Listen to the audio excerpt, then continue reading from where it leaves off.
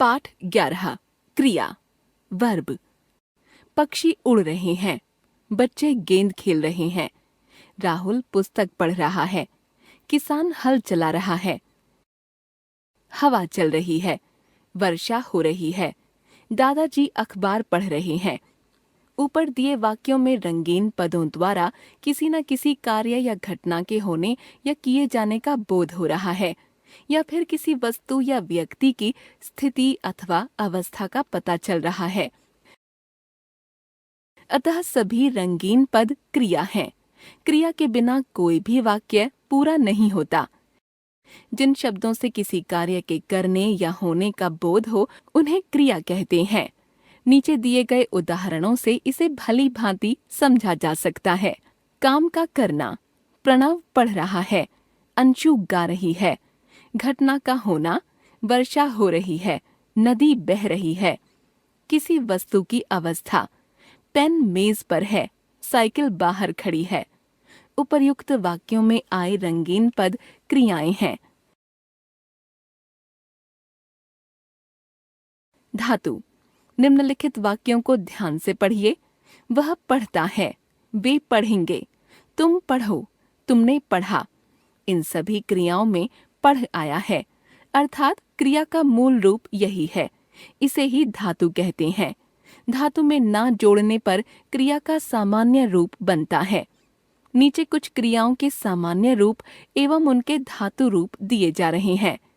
सामान्य रूप धातु रूप: हंसना, हंस; लिखना, लिख; दौड़ना, दौड़; पढ़ना, पढ़; सुनना, सुन; जाना, जा; देखना, देख; गाना, गा; आना, आ; बोलना, बोल; सोना, सो; रोना, रो।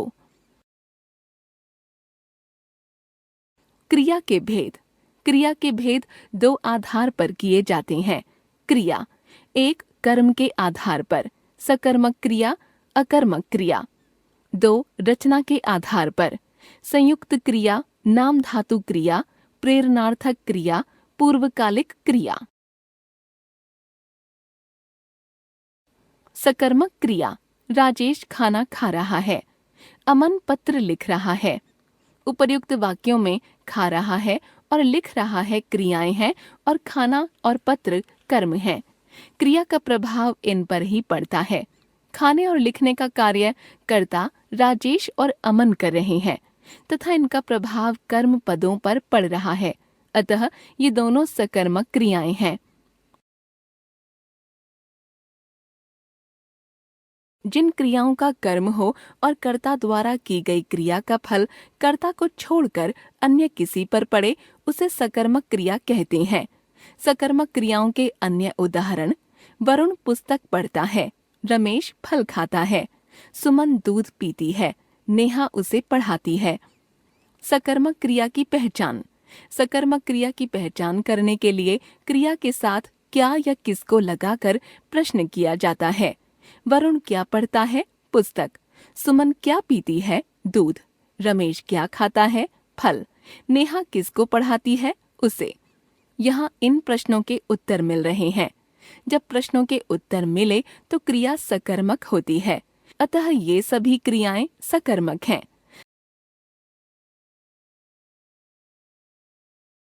सकर्मक क्रियाएं दो प्रकार की होती हैं। एक कर्मक क्रिया, द्विकर्मक क्रिया। एक कर्मक क्रिया: जिन वाक्यों में क्रिया के साथ केवल एक ही कर्म हो, जैसे माँ ने चाय बनाई, उसने किताब पढ़ी। द्विकर्मक क्रिया: जिन वाक्यों में क्रिया के साथ दो कर्म हों, जैसे रीना ने पेंसिल से पत्र लिखा, मेघा ने दादी को उपहार दिया। पहले वाक्य में क्या लिखा? पत्र। किससे लिखा? पेंसिल से। दूसरे वाक्य में क्या दिया? उपहार। किसे दिया? दादी को। इस प्रकार दो कर्म होने के कारण ये द्विकर्मक क्रिया के वाक्य हैं। अकर्मक क्रिया: राजू सो रहा है, सरस हंस रहा है, अमन दौड़ रहा है। उपर्युक्त वाक्यों में सो रहा है, हंस रहा है और दौड़ रहा है अकर्मक क्रियाएं हैं। इन वाक्यों में कर्म नहीं है। इन क्रियाओं के व्यापार का फल कर्म नहीं बल्कि कर्ता पर ही पड़ रहा है। जिन क्रियाओं का कर्म नहीं होता तथा क्रिया का फल कर्ता पर पड़ता है, वे क्रियाएं अकर्मक क्रिया कहलाती हैं। अकर्मक क्रियाओं के अन्य उदाहरण: माधव नहा रहा है, बच्चा रो रहा है, बतख तैर रहा है, चिड़िया उड़ती है। अकर्मक क्रिया की पहचान: अकर्मक क्रिया की पहचान करने के लिए क्रिया के साथ क्या या किसको लगाकर ही प्रश्न किया जाता है। जब प्रश्नों का उत्तर नहीं मिले तो क्रिया अकर्मक होती है। माधव क्या या किसको नहा रहा है? पता नहीं। बच्चा क्या या किसको रो रहा है? पता नहीं। बतख क्या या किसको तैर रही है? पता नहीं। चिड़िया क्या या किसको उड़ती है? पता नहीं। यहाँ इन प्रश्नों का कोई उत्तर नहीं मिल रहा है, अतः ये सभी क्रियाएं अकर्मक हैं। हिंदी में अकर्मक से भी सकर्मक क्रिया बनती है, जैसे अकर्मक सकर्मक: मरना मारना, उड़ना उड़ाना, खुलना खोलना, चलना चलाना, लुटना लुटाना, उठना उठाना, घिरना घेरना, कटना काटना। एक ही क्रिया का सकर्मक एवं अकर्मक के रूप में प्रयोग: सकर्मक क्रिया रोहन पतंग उड़ा रहा है, अकर्मक क्रिया पक्षी उड़ते हैं। सकर्मक क्रिया माँ ने दरवाजा खोला, अकर्मक क्रिया दरवाजा हवा से खुल गया है। सकर्मक क्रिया वह धीरे धीरे चल रहा है, अकर्मक क्रिया वह साइकिल चला रहा है। रचना के आधार पर क्रिया के भेदों के बारे में हम अगली कक्षा में विस्तार से जानेंगे। हम जान गए क्रिया: जिस पद से किसी कार्य के करने या होने का बोध हो, क्रिया।